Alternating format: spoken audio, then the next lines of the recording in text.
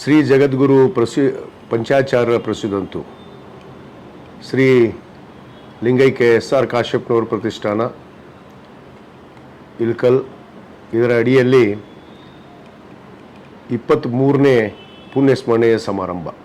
ಲಿಂಗೈಕ್ಯ ಎಸ್.ಆರ್. ಕಾಶ್ಯಪ್ನವರ್ ಮಾಜಿ ಸಚಿವರು, ನನ್ನ ತಂದೆಯವರು ಆದಂಥ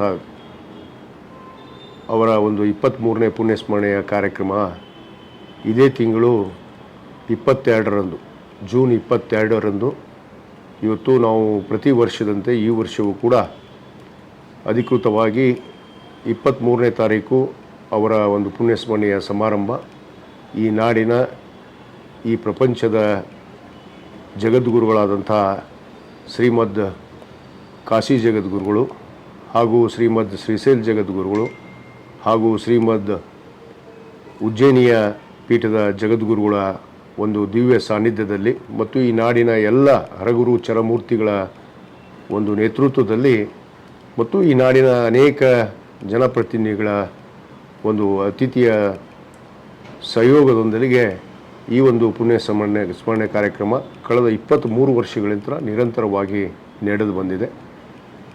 ಲಿಂಗೈಕ್ಯ ಎಸ್.ಆರ್. ಕಾಶ್ಯಪ್ನವರ ಒಂದು ಸ್ಮಾರಕ ಪ್ರತಿಷ್ಠಾನದ ಅಡಿಯಲ್ಲಿ ಇವತ್ತು ಅನೇಕ ಈ ನಾಡಿನ ವಿದ್ಯಾರ್ಥಿಗಳಿಗೆ ಮತ್ತು ಬಡ ಕುಟುಂಬಗಳಿಗೆ ಅನೇಕ ಸಹಾಯಹಸ್ತವನ್ನು ಮಾಡ್ತಾ ಬಂದಿರುವಂಥ ಈ ಒಂದು ಪ್ರತಿಷ್ಠಾನದ ಅಡಿಯಲ್ಲಿ ಈ ಒಂದು ಪುಣ್ಯಸ್ಮರಣೆ ಕಾರ್ಯಕ್ರಮ ಕೂಡ ನಡೀತಾ ಇದೆ.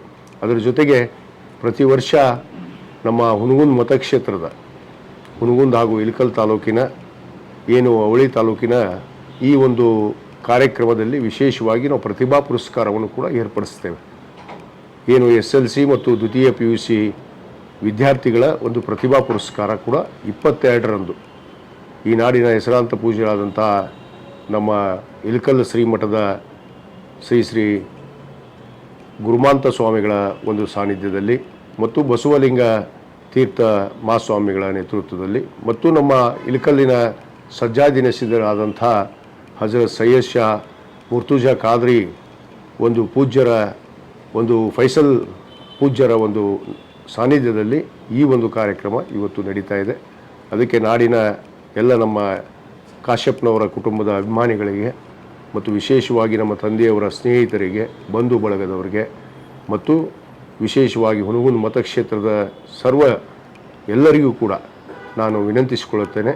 ಈ ಕಾರ್ಯಕ್ರಮದಲ್ಲಿ ತಾವು 22ರಂದು ಇಳಕಲ್ನಲ್ಲಿ ಅನುಭವ ಮಂಟಪದಲ್ಲಿ ನಡೀತಿರುವಂಥ ಒಂದು ಪ್ರತಿಭಾ ಪುರಸ್ಕಾರ ಸಮಾರಂಭ ಮತ್ತು 23ನೇ ತಾರೀಕಿಗೆ ಶ್ರೀ ಜಗದ್ಗುರು ಪಂಚಾಚಾರ್ಯರ ಒಂದು ದಿವ್ಯ ಸಾನ್ನಿಧ್ಯದಲ್ಲಿ ನಾಡಿನ ಎಲ್ಲ ಹರಗುರು ಚರಮೂರ್ತಿಗಳ ಒಂದು ಸಾನ್ನಿಧ್ಯದಲ್ಲಿ 23ನೇ ತಾರೀಕು ಅವ್ರಿಗೆ ಅವರ ಹುಟ್ಟು ಗ್ರಾಮದಲ್ಲಿ ಈ ಒಂದು ಪುಣ್ಯಸ್ಮರಣೆ ಕಾರ್ಯಕ್ರಮ ಇವತ್ತು ನಡೀತಾ ಇದೆ.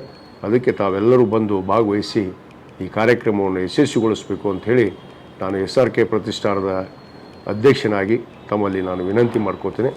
ಎಲ್ಲರಿಗೂ ನಮಸ್ಕಾರ.